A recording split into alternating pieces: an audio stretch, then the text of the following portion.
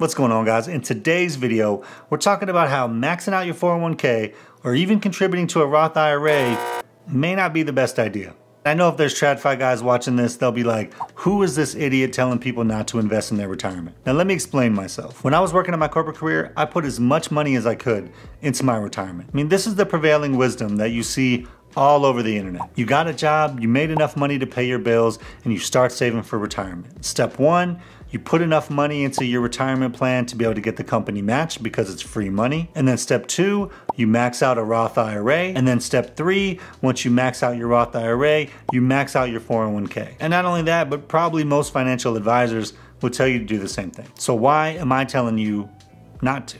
The reason why most people tell you to put money into a Roth IRA, to max out your 401k, is for tax efficiency. Reduce your taxes either by paying taxes up front and then not paying taxes in the future, which is what a Roth IRA provides you, and or reduce your taxable income now by contributing more to your 401k, your retirement plan, and defer taxes until you retire. And the idea being that contributing to a Roth IRA and maxing out your 401k both help you build wealth in a tax efficient way. I don't disagree with that at all, but I still think it's the wrong thing for a lot of people, and here's why. Sometimes the money decisions that we make aren't just about the math. But what people don't talk about enough is that even though that strategy is great for taxes and it helps you grow your net worth, it doesn't help you grow your income until your retirement age. And I've talked about before the importance of growing your income streams while you're still working your 9 to 5. And the reason that I said that is because your 9 to 5 job, your one income stream, is your biggest financial risk that you have. At least 66 tech firms handed out more than 16,000 pink slips in recent months. That huge rise in unemployment claims we learned about today, nearly 3.3 million people filed over the past week, dwarfs all historical records in the United States. And while your retirement accounts are great for building your net worth and your overall portfolio, they were created in a time when the expectation was that you would just work a job for 30 to 40 to 50 years and then retire. And if that's what you want to do, that's great. Putting money in your retirement accounts is the best strategy for you. But nowadays, I think there's a lot of folks that either A, don't want to work a 9 to 5 job for their whole working lifetime, or B, aren't sure that their job is going to be there for 30, 40, or 50 years and want to make sure that they have a backup income stream. And I have some personal experience with this. Like I told you, I plowed as much money as I could into my retirement accounts when I was working. I didn't focus on income at all. So when I left my corporate job, I was pulling from assets that I had saved in order to pay the bills, at least until I got on my feet. And all that is fine because that was the plan that I had made. But had I worked on creating additional income streams through the years, that transition would have been much, much easier. And I'm gonna tell you something, when you need to access money in a retirement account before retirement, it is painful. So one, you gotta pay tax on that money as if it's regular income. But then two, you gotta pay an extra penalty if you're not at retirement age or don't have an exception type of scenario that allows you to bypass the tax. So you pay steep penalties for pulling that money out. I know what everyone will say, but a Roth IRA is built perfectly for that because you can pull out any of your contributions in a Roth IRA anytime you want. And that's true. A Roth IRA is actually a really great account for anyone to use. And if you have one and you've put contributions in, you absolutely can take those contributions out without penalty and use them if you need them. But in my opinion, it's a better plan to use that for more of a one-time issue. Maybe you had a big expense that you didn't expect and you need to pull from it. It's not something that's gonna replace your regular income or be an income stream that you can use ongoing. So if I don't think people should max out their retirement account or even contribute to a Roth IRA, what should they be doing? So if it was me and I was starting over in my corporate career, my strategy would be much different.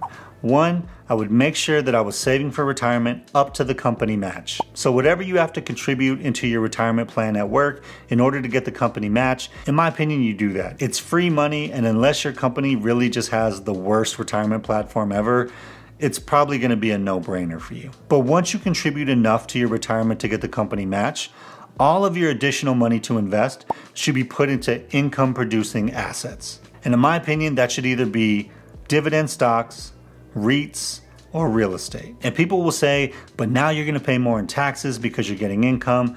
My response to that is, yeah, fine, great. Who cares? Like, it's okay that you're paying tax on additional income because you're getting additional income. And the reason why I think this is a better strategy is because my goals would include how do I mitigate the risk of losing my job? How do I give myself income options in case I lose my job or if I don't want to be at my job anymore? Too often we get caught up with what's the perfect way to invest and what's the most tax efficient way to do this and what is everyone else doing? We really have to look at ourselves to say, what do we want to accomplish? And I'm going to do that instead. Not maxing out your 401k, not contributing to a Roth IRA, and instead putting that into dividend stocks or into real estate is going to cause you more taxes. But what it's also going to do is build you an alternative income stream that now can be there to help replace your job one day if you ever need it. Or at a minimum, it just becomes a nice little income stream to complement your job that you have. As you can tell if you watch the news, you see what happens in the market, you see what happens in the economy, and things can change in an instant. As you can see what's happened over the past few months in the market, those unrealized gains in your net worth can go away pretty quickly. And the nice part about a dividend stock portfolio is that it gets you in the habit of expecting a specific amount of dividends from the companies that you bought. So as those companies perform and perform well, they increase their dividends without you having to do anything. And while there are companies who cut their dividends when times get rough, we saw that a lot in the pandemic with companies like Disney. In general, a company's stock prices are going to get hit just as much, if not more sometimes, than the dividend cuts will. So it's not that I think that maxing out your 401k or putting money in a Roth IRA is bad.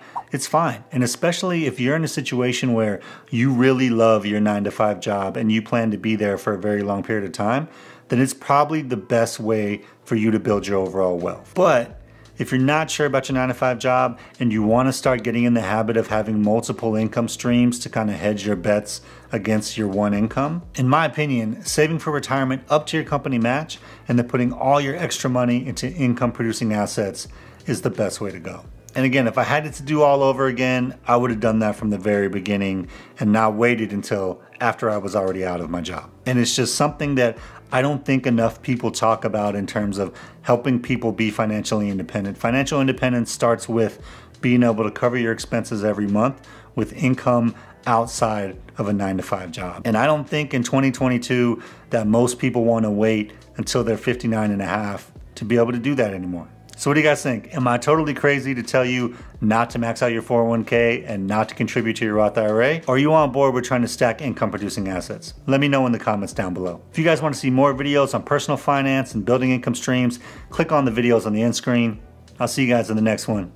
Peace.